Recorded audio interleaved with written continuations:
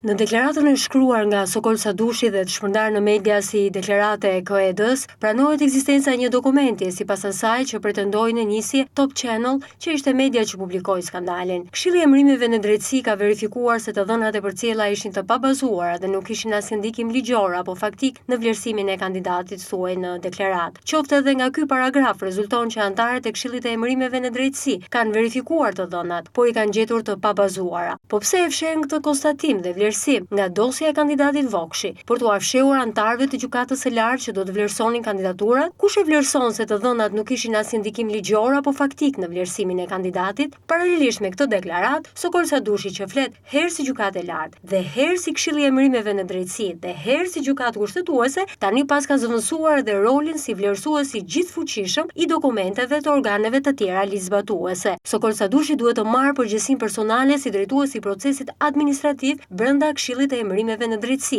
minimalisht për fshehjen dhe mos përfshirjen në proces verbal të faktit që tani e publikon në deklaratë si KED. Në rastin më të mirë ai ka manipuluar me dokumentacionin e mbërritur në KED, duke vlerësuar ai vetë kryesisht cilësinë, vlerën dhe vërtetësinë e informacioneve të mbërritura nga organet kompetente. Sa herë e ka bërë këtë Sokol Sadushi, apo Asim Vokshi është i vetmi i përzgjedhur? Mariana Semini dhe Ilir Toska që do ta vlerësojnë edhe gjatë gjykimit në gjykatë kushtetuese kandidaturën e Asim Vokshit, çfarë përfshirje kanë në falsifikimin e proces verbalit të vlerësimit të kandidatit Asim Vokshi? Ja pra që kërisma pas ka pasur shoku partizan Sadushi.